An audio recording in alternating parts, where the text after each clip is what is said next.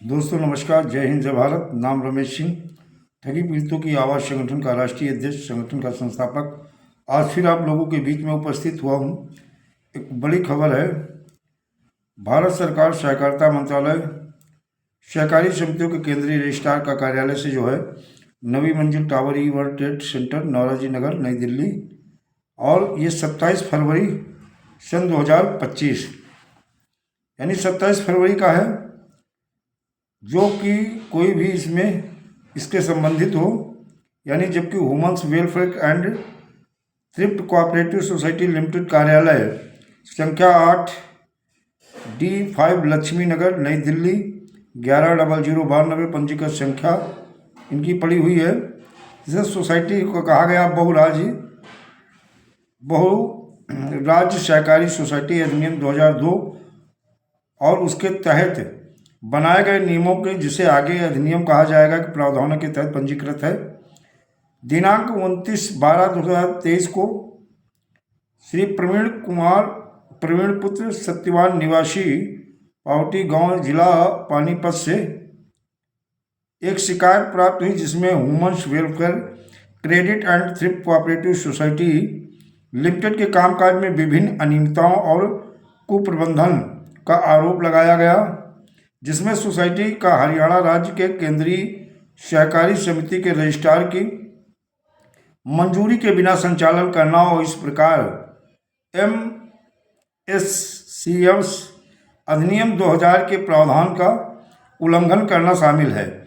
इसीलिए दिनांक 15/4/2024 के पत्र के माध्यम से सोसाइटी के उपरोक्त शिकायत पर दस्तावेजी प्रमाण के साथ उत्तर स्पष्टीकरण प्रस्तुत करने का निर्देश दिया गया था। हालांकि इस कार्यालय में सोसाइटी से कोई उत्तर प्राप्त नहीं हुआ। इसके अलावा सोसाइटी ने इस कार्यालय में वित्तीय वर्ष सन 2023-24 के लिए अपना अनिवार्य वार्षिक रिटर्न भी दाखिल नहीं किया है।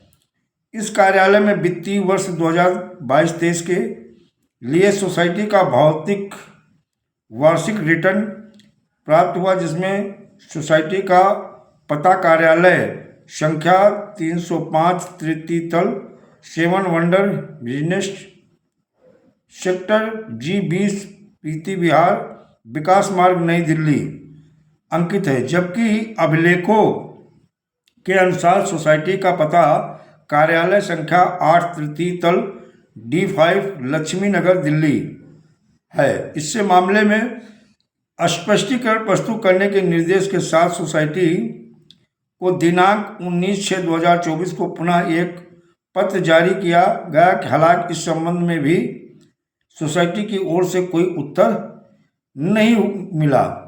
इस कार्यालय के अधिकारी द्वारा दिल्ली के पंजीकृत बहुराज्यस्तरीय सहकारी समिति के भौतिक सत्यापन के दौरान पाया गया कि समिति अपने पंजीकृत पते अर्थात कार्यालय संख्या 8 तृतीय तल D5 लक्ष्मी नगर, दिल्ली पर कार्य नहीं कर रही थी।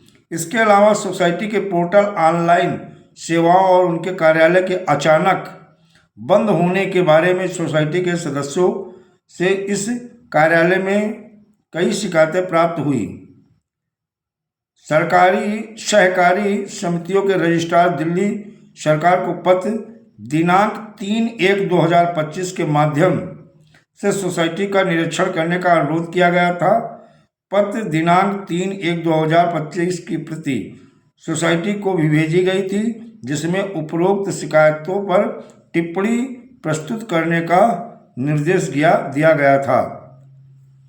देखा जाए कि सोसाइटी को एक निर्देश दिया गया था और जो पत्राचार किया गया उसका जवाब भी इन्हें नहीं मिला। लेकिन फिर माननीय कलकत्ता उच्च न्यायालय ने दिलदार हुसैन द्वारा दायर CRM यानी 17/91/2024 में अपने दिनांक 11/12/2024 के आदेश के माध्यम से इस कार्यालय में messrs women welfare credit and thrift cooperative society limited द्वारा जमाकर्ताओं को देय बकाया राशि के संबंध में एक रिपोर्ट प्रस्तुत करने का निर्देश दिया है। माननीय न्यायालय के उपरोक्त आदेश के अनुपालन में दिनांक 14/1/2025 के पत्र के माध्यम से सोसाइटी को जमाकर्ताओं को बकाया राशि के बारे में जानकारी प्रस्तुत करने का निर्देश दिया गया था। सोसाइटी को भेजे गए दिनांक 3/1/2025 और 14/1/2025 के पत्र डाक विभाग द्वारा छोड़ दी गई। टिप्पणी के बाद इस कार्यालय को बिना वितरित किए वापस कर दिया गया और ऐसा प्रतीक होता है कि सोसाइटी अपने पंजीकृत पते पर कार्य नहीं कर रही है, जिससे MSCS अधिनियम 2002 के तहत बनाए गए नियमों और सहकारी सिद्धांतों का उल्लंघन हो रहा है। इसीलिए तथ्यों और सावधानी पूर्वक विचार करने के बाद MSCS अधिनियम 2002 और उसके तहत बनाए गए नियमों के प्रावधानों के तहत सोसाइटी को बंद करने की प्रक्रिया शुरू करने का निर्णय लिया गया है।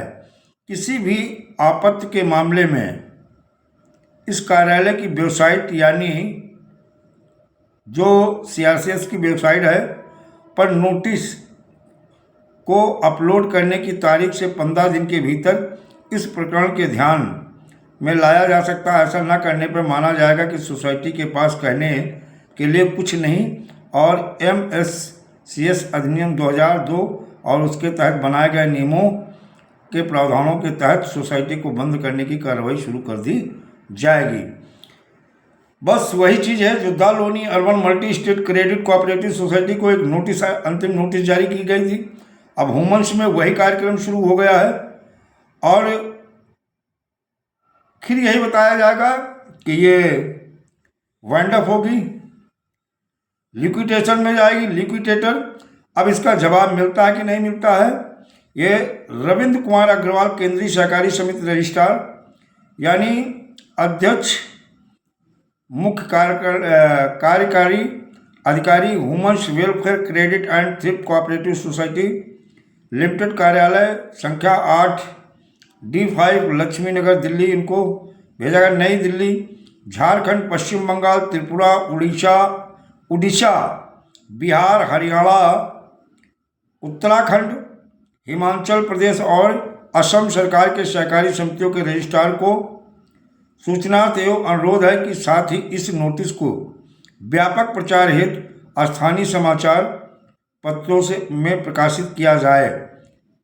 ये आदेश दिया है रविंद्र कुमार अग्रवाल केंद्रीय सहकारी समिति के रजिस्ट्रार ने और कहा इसे पेपर में निकलाए और हर राज्य यानी जिन राज्यों का मैंने नाम लिया है इन राज्यों के रजिस्ट्रार को भी कहा है कि इसे पेपर के माध्यम से ज़्यादा इसका प्रचार प्रसार करवाएं, जिससे ज़्यादा लोगों तक जानकारी पहुंच सके।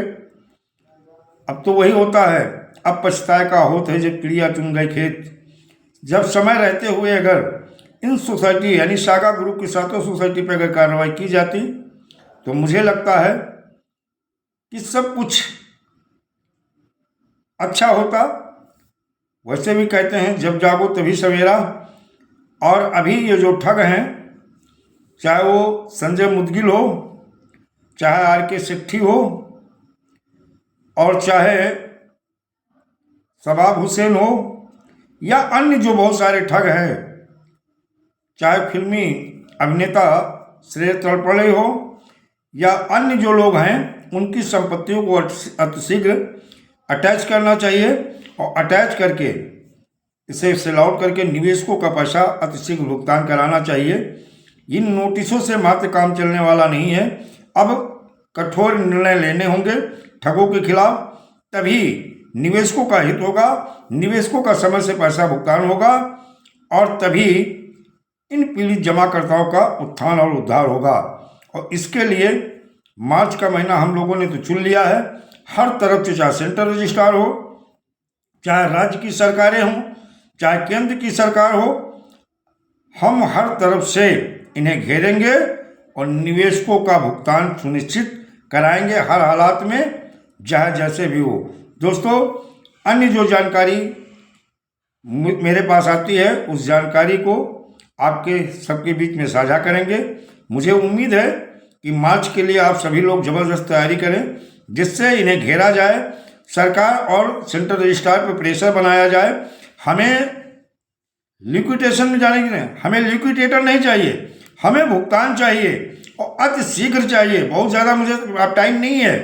आप कैसे करोगे ये सेंट्रल रजिस्ट्रार निर्णय ले ले, सरकार सोच ले। इसके अलावा चारों तरफ से सरकार और सेंट्रल रजिस्ट्रार को इस तरह घेरा जाएगा कि फिर ये कोई ना कोई जो अभी समय वक्त मिला है, इस समय मैं अक्सर कहता हूँ उचित समय पर अगर कार्रवाई की होती तो शायद आज ये दिन देखना नहीं पड़ता निवेशकों को, न कार्यकर्ताओं को। और उचित समय पर सेंट्रल रजिस्ट्रार ने कार्रवाई नहीं की, इसके लिए आज पीड़ित जमाकर्ता अपने पैसे के लिए, अपने धन के लिए दर दर भटक रहे हैं। लेकिन मार्च माह ऐसा होगा जो सेंट्रल रजिस्ट्रार और सरकार दोनों के लिए चुनौतीपूर्ण होगा। जय हिंद, जय भारत, वंदे मातरम।